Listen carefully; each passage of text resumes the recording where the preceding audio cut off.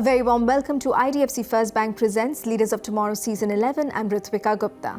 As a lead up to the G20 summit happening in Delhi on the 9th and 10th of September, we are going to have a panel discussion today covering key themes of India's G20 presidency: technological transformation, sustainability, the role of MSMEs, and women-led development. I'll be joined by three influential and enterprising leaders. Srimati Manmeet Kaur Nanda, Joint Secretary, Department for Promotion of Industry and International Trade, Ministry of Commerce and Industry; Anjali Bansal, Founder Partner, Avaana Capital and Sustainability Fund, Board Member Tata Power, Nestle, ONDC; and Naiyya Saggi, Group Co-Founder, Good Glamm Group and CEO Good Community.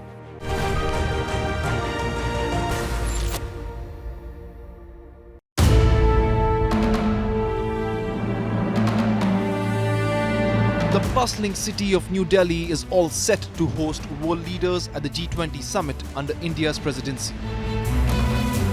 Newly constructed roads, vibrant street lights and city structures adorned with colourful murals. Delhi is witnessing record footfalls with soaring hotel and airline prices. The temporary closure of government offices, banks, educational institutions and commercial establishments has also been announced. The G20 summit will bring together the heavyweight economies of the world to address the most pressing issues of our time. India's presidency shines as a beacon of hope with its laser focus on building a resilient economy, green development, digital transformation, and women-led development. This presidency's theme, Vasudhaiva Kutumbakam, which translates to the world is one family, serves as a powerful reminder of our interconnected world, emphasizing the importance of cooperation and collaboration on a global scale. The decisions made here today won't just affect billions of lives but will rewrite history. So fasten your seatbelts and get ready for today's top headlines from the G20.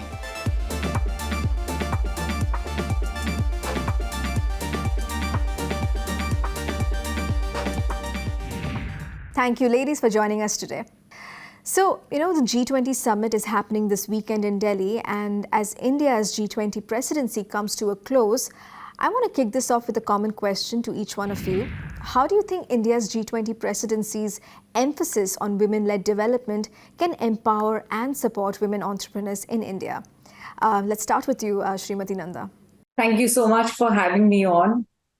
Yes, indeed, women-led development has been the key theme for India's G20 presidency, showcasing the fact that women are in the forefront, leading India further into development in the areas of education, technology, finance, and entrepreneurship.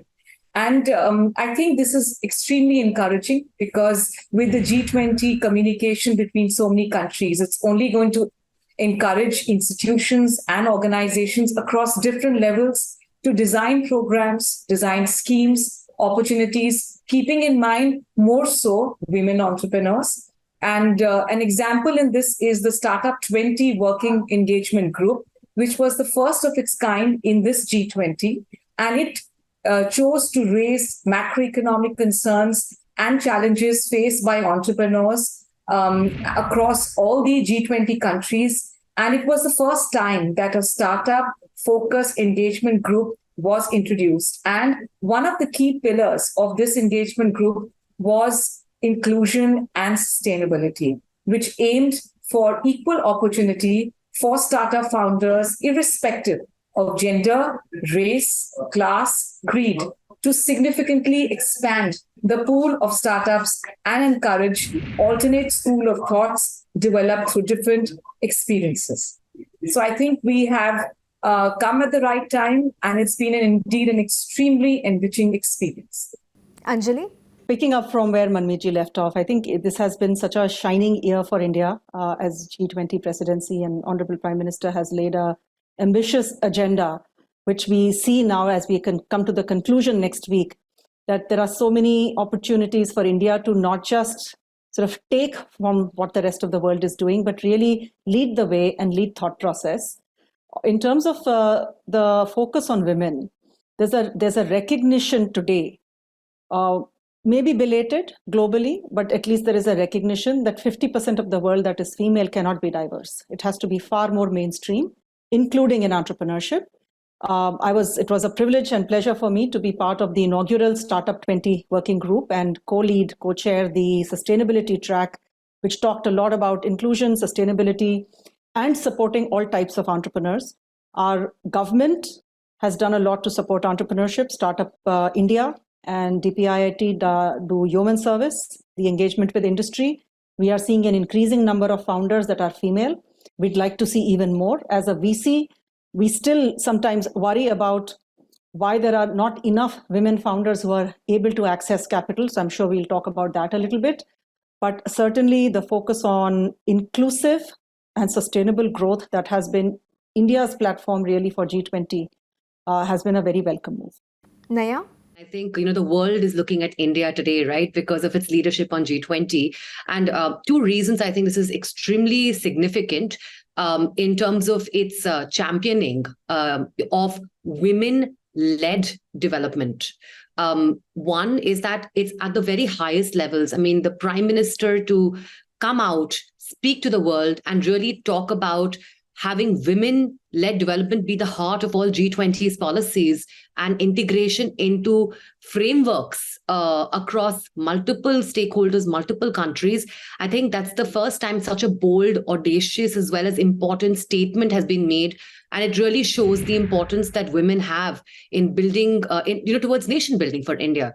Right. And I think that is a very, very important statement to have made. It's a path-breaking when I've of course been tracking all the G20 conversations, the W20 conversations, I think what's really interesting is it's also very practical. Integrations into policies that are being proposed, right from, the procurement from women-led startups and women-led ventures and a preference to that, to, thinking about a very responsive approach to how taxes get allocated to women-led companies. I think it's a very practical approach. And if we see success with G20's recommendations across multiple countries happening, I think it's actually a game changer for women across multiple nations in one go. So coming to you, Srimati Nanda, can you talk to us about the recent growth of the Indian startup ecosystem and how has the Department for Promotion of Industry and International Trade supported Indian startups and initiatives, especially when it comes to women-led startups and entrepreneurs in India? The Indian startup ecosystem has witnessed incredible growth in the last decade, and I'm so proud to be a part of this. As of 15th of May, 2023, there are more than 99,000 recognized DPIIT startups. And the most interesting part of this is that the first 10,000 startups, it took us almost 800 plus days, whereas the last 10,000 startups were recognized in just about 180 days. So it just goes on to say that there has been tremendous growth in these last 7 to 8 years. And these numbers are just a testimony of that. And coming to women entrepreneurs in this entire gamut, 47% of all of DPIIT recognized startups have at least one woman director leading that. And the top startup sectors for such women-led startups are primarily business support system, application development, IT consultant, product development, and food processing. There have been several initiatives that the department has taken, especially to empower women entrepreneurs as a whole. There have been special workshops that we have been conducting. We have been going right up till the Northeast and the far out districts to cover as many participants that we can. So I think a lot has been done, but there's so much more to go. I'm really excited about all that. Naiyya, the Momspreneur show is India's first reality show centered around mothers who are entrepreneurs, right? If you can tell us about the project and how do you envision it supporting G20's underlying women-led development theme? Sure, Ritwika. So, at the Glamm group, we have probably two of the largest assets that talk to mothers at scale. We have the Mom's Curve, we have Baby Chakra, right? And, I have personally spent 9 years of my life being in service of mothers. And I think, at the Glamm group, again, I think at the leadership level, there are many mothers who are actually driving the mission forward of what we do at the group. So I think when we were taking a step back and we were saying, how do we really live our mission of being in service of mothers?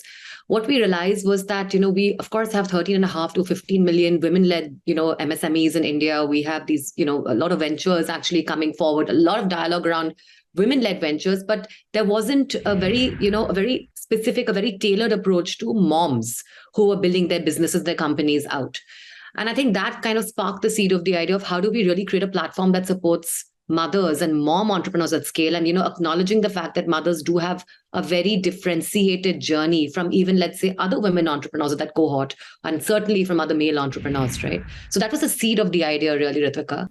It's time for a quick break here. We'll be back shortly. Stay tuned.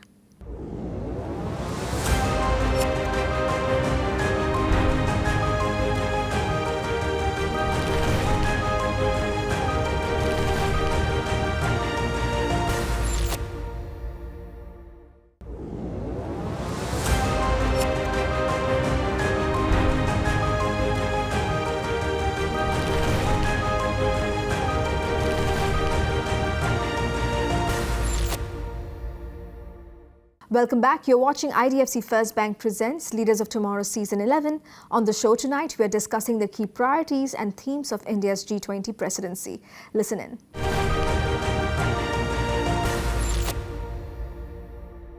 Anjali, I want to bring you in here. This year's G20 theme is One Earth, One Family, One Future.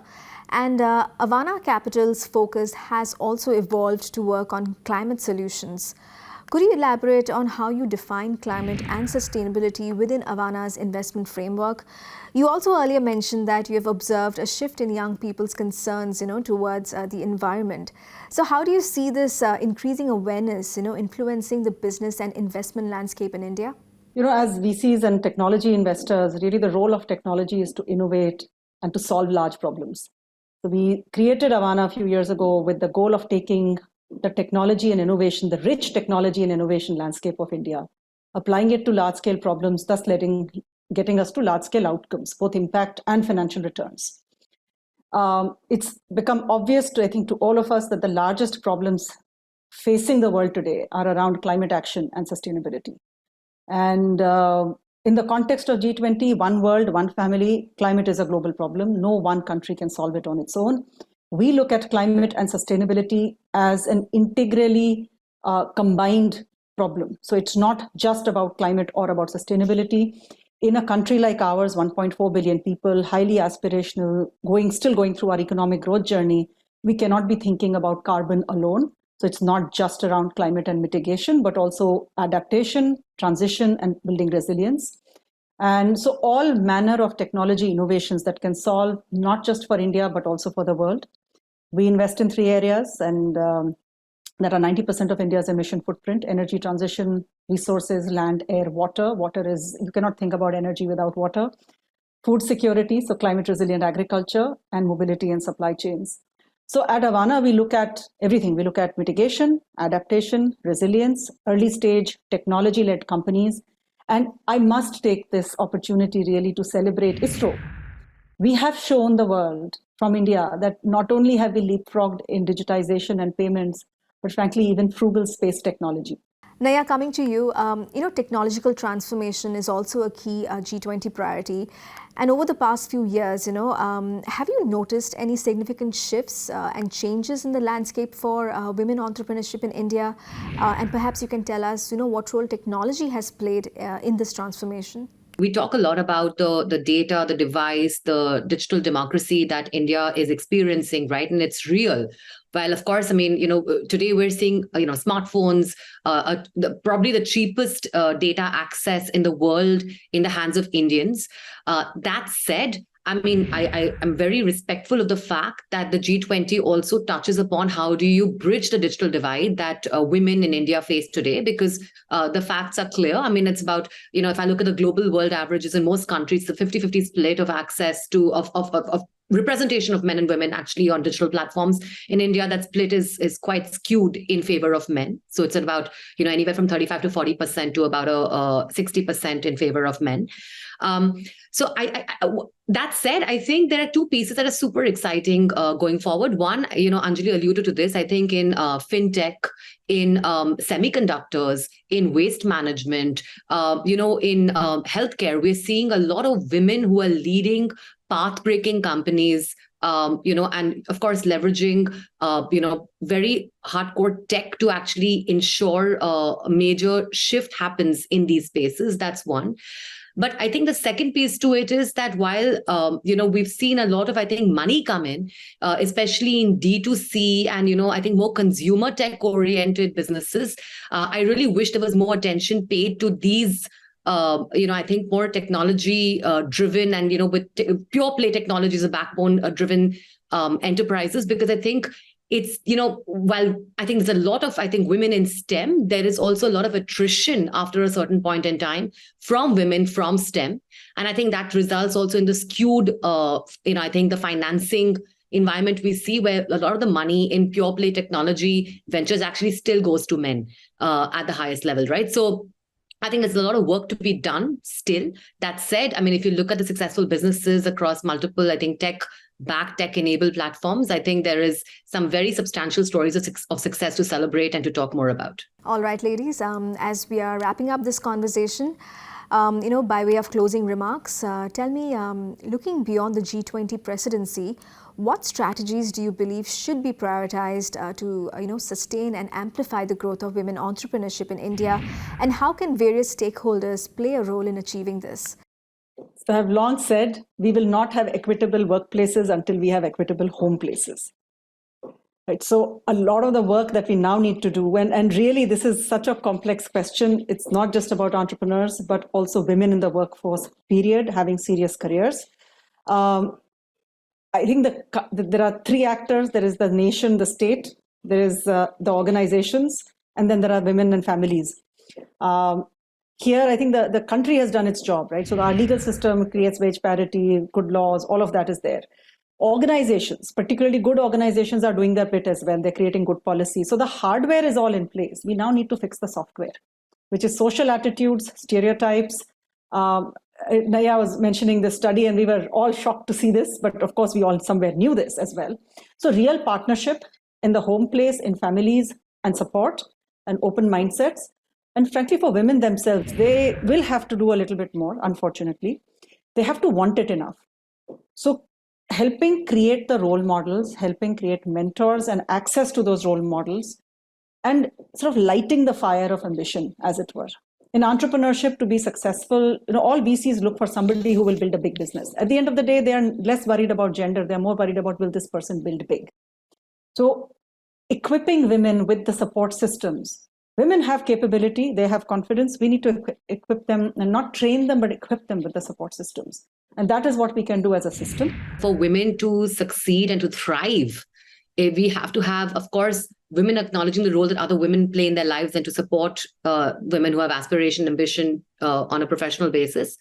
But equally have the men in their lives play a very important role, right? And it all starts from home. I recently shared this report, and we were discussing it in an alumni group that Anjali is part of as well, where we saw that men do 15x less household chores than women do, right? So equity actually starts from home. And that's where we can start with that first step, right? So I think there's one piece of starting from home where male allies can play an extremely critical role. And number two, of course, both in the funding as well as sort of raising capital landscape, how do we make a very effective change? Because I keep on saying, okay, I keep on hearing, let's make women more confident, but it can't just be women who are trying to solve the problem for themselves. We all have to come together to solve the problem with them, for them. Srimati Nanda? Firstly, like to thank both my panelists. Look at the passion with which they speak, and this is what is required for women entrepreneurs to take forward. And that's the passion that we are looking for.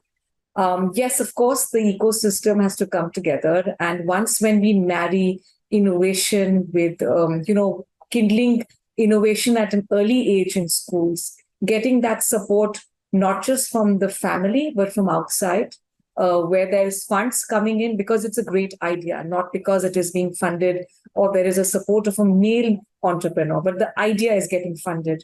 When all that will happen, and it will happen when there is a greater partnership and synergy among all the stakeholders of the ecosystem who can identify these and then support them, especially for women, and also create that synergy between education and academic institutions and research institutions, corporates, funds, and incubators. Well, it was wonderful chatting with all three of you. Thank you so much for taking the time out for this discussion.